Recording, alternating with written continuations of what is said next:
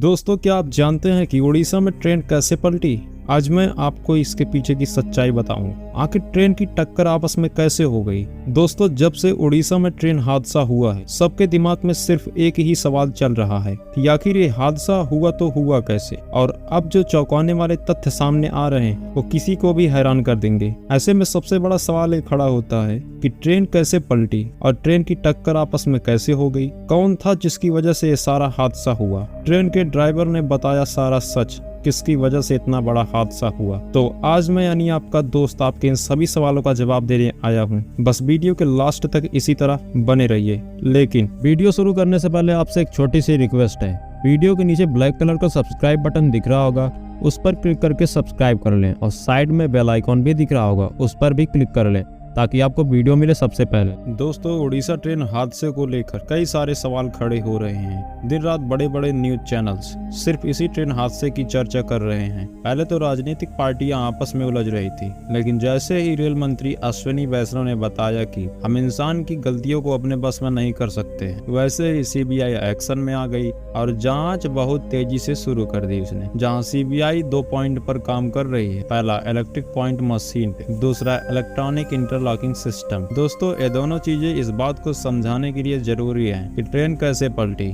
दोस्तों, electric point machine को आपने देखा होगा। जो रेलवे ट्रैक होता है उसके बगल में इलेक्ट्रिक पॉइंट मशीन लगाया जाता है। ये एक प्रकार का सेंसर होता है जिसे आप सिग्नल ट्रांसमीटर समझ सकते हैं। यह सिग्नल ट्रांसमीटर ये बताता है कि कौन सी ट्रेन कहां से निकल रही है और उसका सिग्नल कंट्रोल रूम तक जाता है और हर ट्रैक पर लगे इन इलेक्ट्रिक पॉइंट मशीन से सिग्नल मेन सिस्टम में पहुंचता है, जिससे ट्रेन की लोकेशन पता चलती है और साथ ही यहाँ आपस में सिग्नल मैसेजिंग होती रहती है ताकि कोई भी ट्रेन दूसरी ट्रेन के रास्ते में ना आने पाए और कोई एक्सीडेंट ना हो।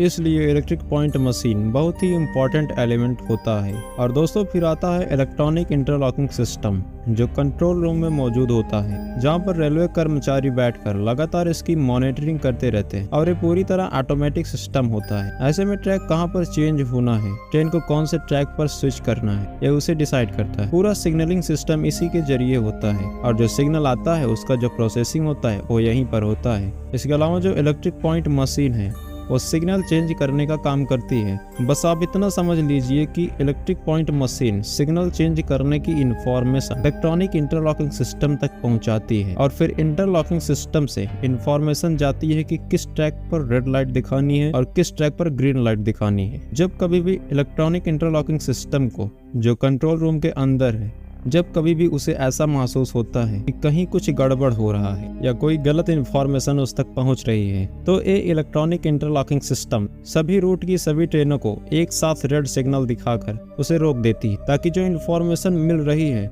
उसकी जांच की जा सके, उसे समझा जा सके कि दिक्कत क्या है, और तब तक ट्रेन रुकी रहती है। मतलब आप इतना समझ लीजिए कि इलेक्ट्रॉनिक इंटरलॉकिंग सिस्टम के होते हुए एक्सीडेंट होने के कोई चांसेस नहीं होते। लेकिन अगर इंसान से गलती हो गई तो इतनी एडवांस मशीन भी कुछ नहीं कर पाएगी। जैसे कि मान लीजिए इलेक्ट्रिक पॉइंट मशीन खतरे का सिग्नल दे रही है, लेकिन उस सिग्नल को नजरअंदाज करते हुए ट्रेन के रूट को इधर उधर तय कर दिया जाएगा तो एक्सीडेंट होने से कोई नहीं रोक सकता।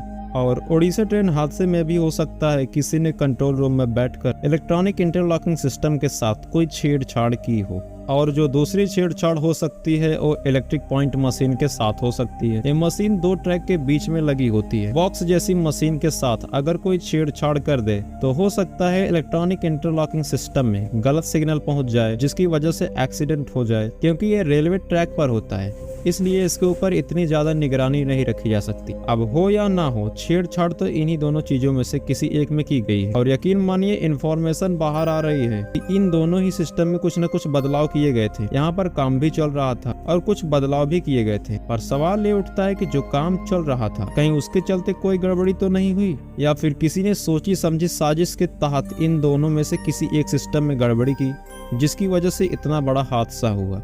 दोस्तों, कोरोमंडल एक्सप्रेस जा रही थी और उसे मेन लाइन पर जाने के लिए ग्रीन सिग्नल मिला, लेकिन पहले ग्रीन सिग्नल देने के बाद उसे अचानक रेड सिग्नल भेज दिया गया और फिर ट्रेन को लूप लाइन में जाने के लिए इशारा किया गया, यानी कि उसे जाना मेन लाइन के तरफ था, लेकिन गलत सिग्नल की वजह से ट्रेन लूप लाइन में चली गई। और यही बात ट्रेन के दोनों ड्राइवरों का कहना है कि जैसे ही उन्होंने लूप लाइन में प्रवेश किया, वहां पर ऑलरेडी पहले से ही एक ट्रेन मौजूद थी जो कि एक मालगाड़ी थी, और उसी मालगाड़ी से कोरोमंडल एक्सप्रेस टकरा गई और उसके दोनों लोको पायलट थे और वो बहुत बुरी तरीके से घायल हो गए। हालांकि जब एक्सीडेंट हुआ तो उसके कुछ समय तक ये दोनों पायलट काफी चोटिल थे, लेकिन होश में थे। उसके 10 मिनट बाद ये दोनों ड्राइवर बेहोश हो गए। इनमें से एक आईसीयू में भर्ती है और एक की हालत कुछ स्टेबल है, लेकिन चोट उसे भी बहुत गंभीर आई है। दोनों लोको पायलट ने कहा उसे ग्रीन सिग्नल मिला मेन लाइन में जाने का, लेकिन अचानक से वो सिग्नल स्विच हो गया और हम लूप लाइन पर जाने के लिए मजबूर हो गए, जिसकी वजह से इतना बड़ा एक्सीडेंट हुआ। हालांकि अभी दोनों ड्राइवरों की हालत बहुत नाजुक है और जब वो पूरी तरह से ठीक हो जाएंगे